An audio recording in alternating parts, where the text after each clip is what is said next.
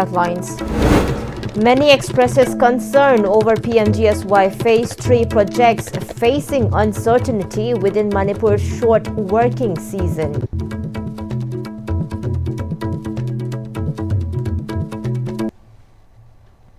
Hello and welcome to Istv English News. I'm Surbala Kangabam. Let's see the news in detail.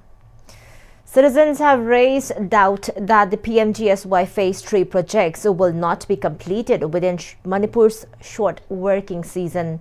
Meanwhile, locals residing along the roadsides of areas covered by Pm-Istv Phase 3 project have sought the need of the authority to begin the road repair work at the earliest. Under the funding of Ministry of Rural Development, a cost of 629.87 crore rupees was released for road repair for implementing Pm-Istv Phase 3. However, tender for the projects were cancelled owing to certain issues, and now, without the tender, the road projects too have been halted.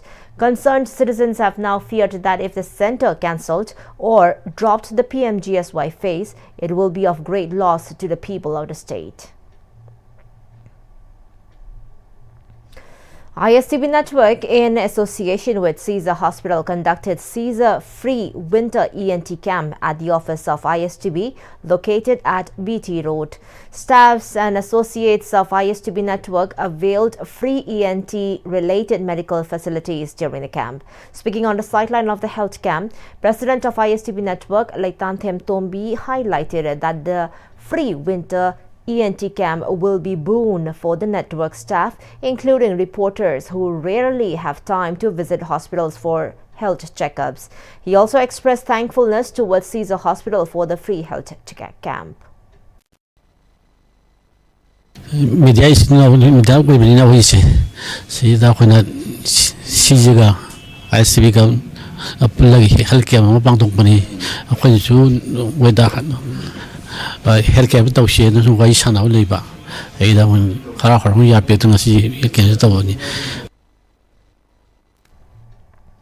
A symposium on the current trends of women's short story writing in Manipuri literature from 1980 onwards was conducted at the IPR Auditorium, Kashampat. The program was organized by Sahitya Academy, New Delhi, in collaboration with Laimarol Korjaikol. Member Manipuri Advisory Board AC Netrajit, Convener Manipuri Advisory Board Rajen Toijamba, President Laikol CH Subadani. The symposium consists of 2 sessions where many resource persons covered topics related to current trends of women's short story writing in Manipuri literature. President of Laikol C.S. Subadani told media persons that the objective of the symposium is to encourage more women writers to join the movement to preserve Manipuri literature. She also emphasized the vital contribution of the women writers in the field of Manipuri literature.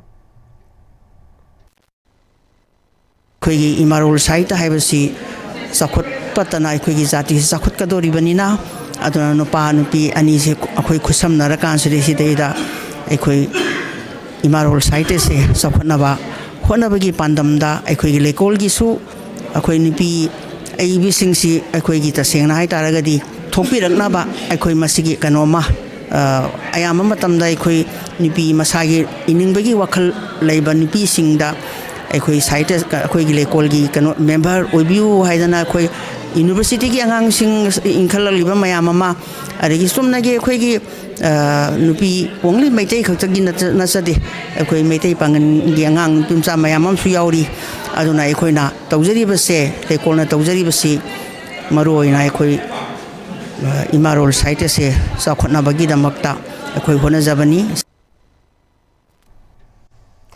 ARPS Mantripukri celebrated its 16th annual day on the theme Sanskriti Sangam, Confluence of Cultures, where the school auditorium was transformed into a vibrant spectacle of color and sound at Colonel Biplab Tripathi Training Shed, IGAR Mantripukri. The proceedings of the annual day began with a heartfelt welcoming and felicitation of the Reverend Chief Guest, Regional President ARWWA Navjit Kaur, Chairman Brigadier KBK Singh Sambyal, respected members of the School Management Committee and esteemed dignitaries in presence of Principal Dr. Alka Jain, teachers, parents and students. The program commenced with the lighting of the lamp by the chief guest and the release of the school magazine, The Enlighteners, followed by the annual report by the principal and distribution of prizes to the meritorious students and felicitation to the teachers. Then the chairman encouraged the students to aim high and pursue their passions and express his best wishes for the school community. The event continued with a rendition of thrilling cultural programs such as Thangta, Raslila, Kashmiri dance, yoga, etc. Well, in celebration of World Soil Day 2025, the Food and Agricultural Organization of the United Nations, its Global Soil Partnership, the European Union through its EU mission, a Soil Deal of Europe and the International Union of Soil Science jointly launched the Soil in 1 Minute video contest worldwide. Central Agriculture University in Manipur, with one handful of hope, emerged as the winner of the Soil in 1 Minute video contest announced by UNFPA. The contest invited scientists, designers, communicators, educators, and creative individuals to create short, engaging explainers videos aimed at children aged 8 to 15. The Soil in 1 Minute video contest received 60 creative videos on the theme Healthy Soils for Healthy Cities from different countries across the world.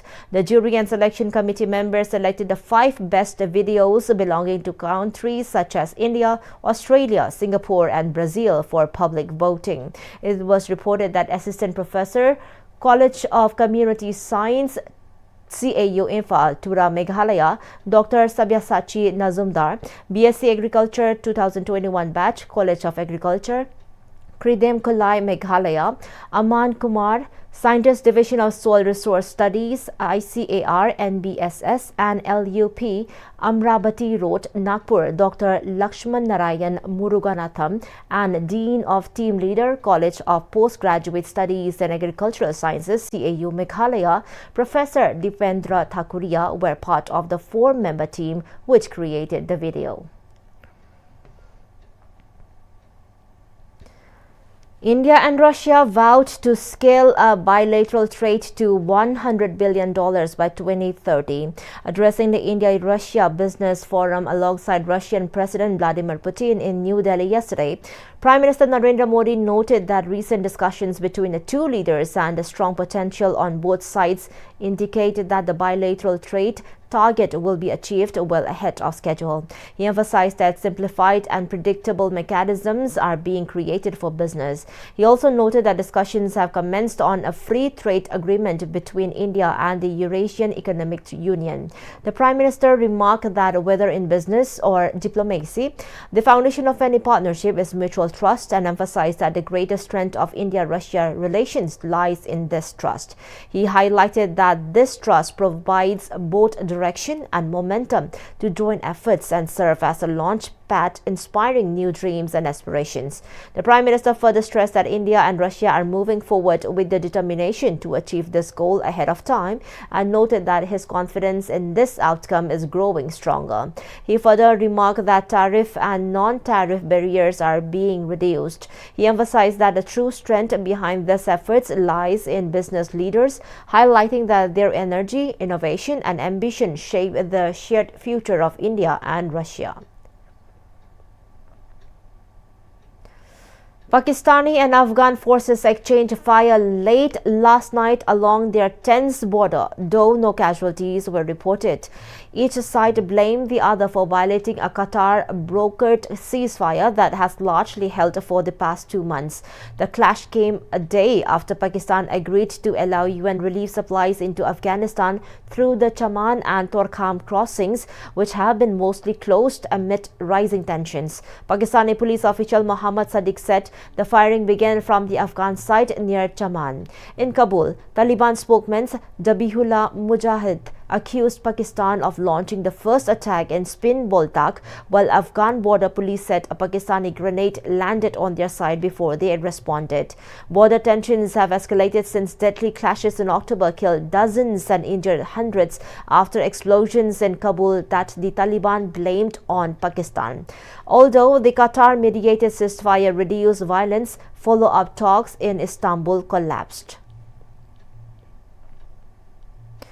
The U.S. Supreme Court has agreed to hear a case challenging whether children born in the United States to parents in the country illegally have a constitutional right to citizenship. President Donald Trump signed an order on his first day in office to end birthright citizenship for such children, but lower courts blocked the move. No date has been set for Supreme Court arguments, and a ruling could be months away. The case centers on the 14th Amendment, which guarantees citizenship to anyone born in the U.S., with exception for children of diplomats and foreign military personnel.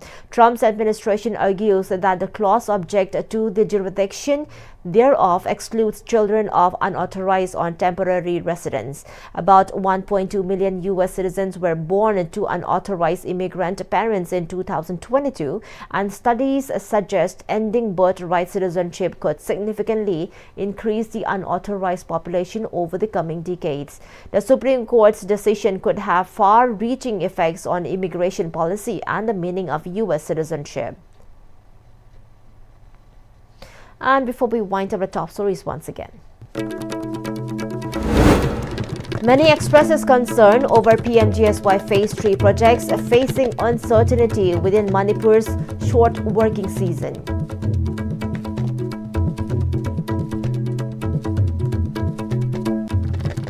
Well, thank you so much for joining with us.